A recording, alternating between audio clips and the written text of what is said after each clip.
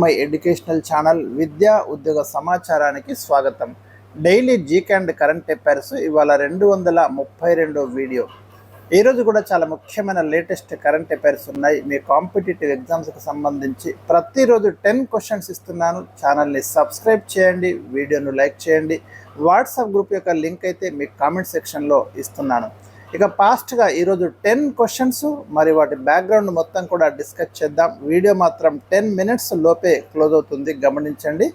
First question, 2025 miss world విజేత ఎవరు? రీసెంట్గా మన హైదరాబాద్లో జరిగాయండి 72వ మిస్ వరల్డ్ పోటీలు. 108 దేశాల నుండి ఇక్కడ పాల్గొన్నారు. మరి దీంట్లో విజేతగా నిలిచింది ఎవరు అంటే థాయిలాండ్కు చెందిన Opal Suchata Chuangsri. Very important question అండి. ఖచ్చితంగా ఇది ఎక్స్పెక్టెడ్ క్వశ్చన్. ఏదో ఒక ఎగ్జామ్లో మనకి 2025లో డెఫినెట్గా కనిపిస్తుంది. థాయిలాండ్ నుండి ఫస్ట్ టైం మరి మిస్ వరల్డ్ టైటిల్ అయితే దక్కించుకుంది ఓపల్ సుచాత చువాంగ్ శ్రీ. ఇక మొదటి రన్నర్ అప్ వచ్చేసి మనకు అసెట్ దేరజ్ ఇథియోపియా. రెండో రన్నర్ అప్ వచ్చేసి మజా క్లాజ్డా పోలాండ్కు చెందిన ఈమె. మూడవ రన్నర్ అప్ వచ్చేసి అరలి జోచి మార్టినిక్ అండి. సో ఇవి మనకి మిస్ వరల్డ్ సంబంధించిన ముఖ్యాంశాలు. అదేవిధంగా వేదిక వచ్చేసి మనకు హైదరాబాద్లో జరిగాయి. మొత్తం దేశాలు 108 దేశాల నుండి ఇక్కడ పాల్గొనడం జరిగింది. ఫైనల్ మనకు మే 31, 2025 జరిగింది. అంతిమంగా విజేతగా నిలిచిన మరి ఓపల్ సుచాతకి మనకు 8.5 crore ప్రైజ్ మనీ అయితే దక్కనుంది. ఇక భారత్ తరపున ఈ పోటీలలో పాల్గొంది నందిని గుప్తా అండి, గుర్తుంచుకోండి.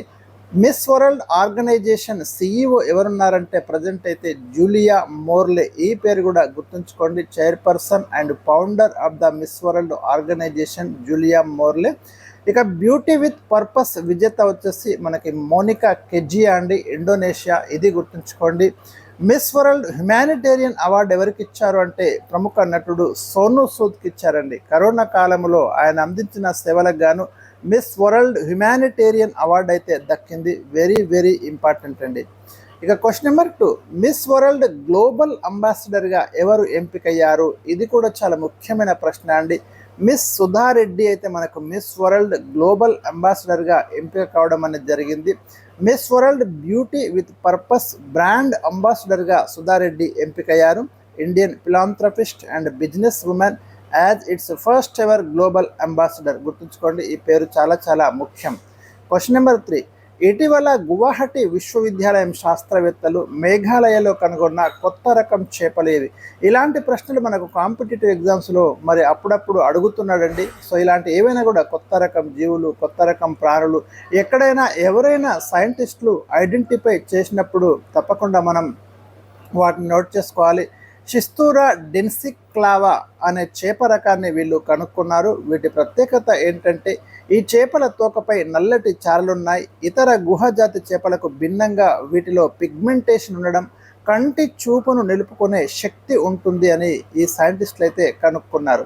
క్వశ్చన్ నెంబర్ 4, భారత ప్రధాని నరేంద్ర మోడీ 2025 మే 31న భోపాల్లో ఎవరి స్మారకంగా తపాలా బిల్ల మరియు 300 విలువ గల స్మారక నాణ్యం రిలీజ్ చేశాడు?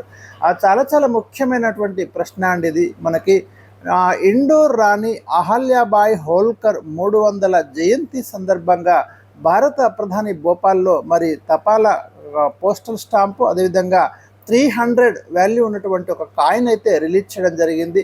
మనకు అహల్యాబాయ్ హోల్కర్ మహారాష్ట్రలో జన్మించి ఇండోర్ను పరిపాలిస్తుంది. 1765 నుంచి 1797 వరకు ఇండోర్ రాజ్యాన్ని పరిపాలించింది. ఇండోర్ నగరం అభివృద్ధి చెందడము, దాని నిర్మాణం వెనుక ఉన్నటువంటి రాణి కూడా మనకు అహల్యాబాయ్ హోల్కర్ అని మనం ప్రధానంగా చెప్పుకోవచ్చండి. ఇక్కడ మీరు చూడండి, ఇండోర్ ఒక నగరంగా అభివృద్ధి చెందడానికి ముఖ్య కారణం ఈమెనే.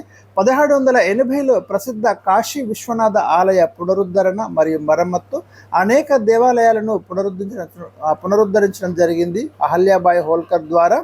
అదేవిధంగా మనకి మహిష్మతి నగరం అనే పేరు గల మహేశ్వరం ప్రాంతానికి రాజధానిని మార్చి ఆర్థికంగా, సాంస్కృతిక పరంగా, ధార్మికంగా అభివృద్ధి చేయడం జరిగింది. దేవి అహల్యాబాయ్ హోల్కర్ ఇంటర్నేషనల్ ఎయిర్పోర్ట్ మనకు ఇండోర్లో ఉందండి. ఇది కూడా ప్రీవియస్ క్వశ్చన్ ఒక ఎగ్జామ్లో అడిగినట్టు నాకైతే గుర్తుంచుకోండి. ఇక క్వశ్చన్ నెంబర్ 5, ప్రస్తుతం భారత్ ఆఫ్ఘనిస్తాన్లోని కాబూల్ నది ఉపనది అయిన మైదాన్ నది మీద నిర్మిస్తున్న ఏ ప్రాజెక్టుకు ఆర్థిక సహాయం అందిస్తుంది? మనకు ఆఫ్ఘనిస్తాన్లో మైదాన్ నది మీద నిర్మిస్తున్న షహతూత్ ప్రాజెక్ట్ అండి. ఈ ప్రాజెక్టుకు భారత్ అయితే ఫైనాన్షియల్ సపోర్ట్ చేస్తుంది. ఇలాంటి విదేశాలలో ఏవైనా మేజర్ ప్రాజెక్టులు ఇండియా తీసుకున్నప్పుడు ఖచ్చితంగా నోట్ చేసుకోండి.